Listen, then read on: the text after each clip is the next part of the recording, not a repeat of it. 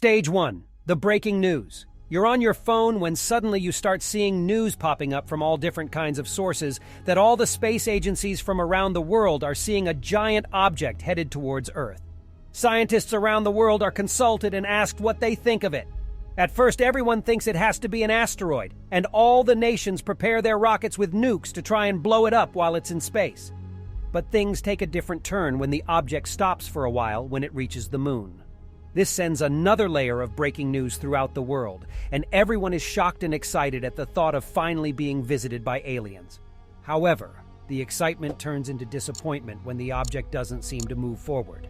Instead, thousands upon thousands of smaller vessels seem to be coming out of it and moving towards Earth at a very high velocity. Scientists predict they will be here within a few hours at this speed. Everyone is excited and hoping for the best. Stage 2. The landing.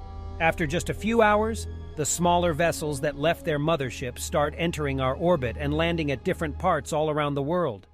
Each vessel is about the size of a football stadium, black in color, and there seem to be no windows, doors, or any kind of openings on them.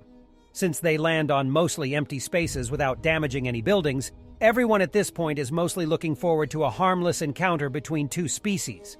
But a few things seem off. For example, why are there so many of them if they are just visiting? Does this mean whoever they may be, they are actually migrating or escaping from their previous habitat? But it's not just us at this point who are speculating. The whole world is coming up with different theories of who these visitors are and why they are here. Military presence is heightened to an extreme level. All the alien vessels are surrounded by military personnel and vehicles, and their priority is not just keeping us safe from aliens, but also maintaining social stability during this time of tension. Stage 3. The beings. After hours of waiting and trying to communicate with the vessels and their mothership, the moment arrives, and all the vessels around the world seem to be opening their so-called doors. Just as this happens, their mothership quickly moves right above Earth, and all the infrastructure around the world starts shutting down, including electric grids, the internet, and all sorts of communication. Even the nuclear missiles stop operating. Nobody knows how they are doing it, but it's happening nonetheless. Amidst all this, finally, we start seeing the entities walk out of their vessels. They are strange-looking creatures that give off the impression that they are not evolved on Earth as soon as you look at them. Their limbs, eyes, and everything seem nothing like humans or what we have on Earth. All the excitement humans had of meeting aliens is suddenly turned into fear upon the sight of these creatures, who don't seem like they are even interested in dialogue. Stage 4. The attack. After the creatures walk out of their vessels, they seem to just stand on their uncanny legs. It seems like they are waiting for something and not doing anything. You and everyone else don't even know what other areas or countries in the world are doing. How are they dealing with this? Are they trying to communicate with them, or are they all staying back? You would be watching all of this through binoculars from your home, which is located a little bit outside the downtown area where the vessel is. You and your family cannot believe your eyes when you see that the creatures that came out of the vessels have suddenly started running around and have started ripping everyone to pieces with their powerful jaws and claws. It looks as if they were just waiting for orders from the mothership before they started attacking everyone. Stage 5. The remaining few humans. After witnessing all this, you and your family run for the woods with all the guns and ammo you've got. Your dad knows a cabin in the woods not very far from your house, which has a basement.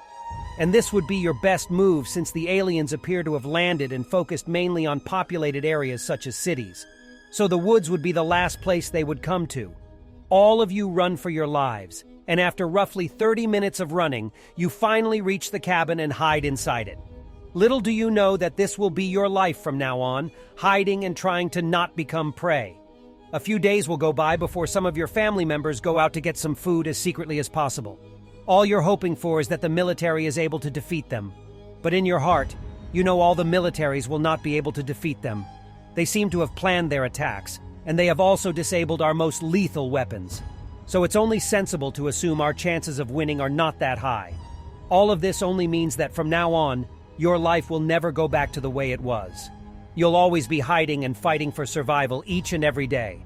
You'll have to learn tactics to be invisible to the enemy and find sources of food, water, and all the basic needs. Maybe if you do this successfully enough, You'll be able to meet other humans and plan to take down the enemy a few generations from now. Will humanity perish, or will it rise? Well, we cannot know for now. But all of this sounds like surviving in a zombie apocalypse, doesn't it? So why not watch our video on the stages of a realistic zombie apocalypse? And please don't forget to like and subscribe for more content like this. Until next time, take care.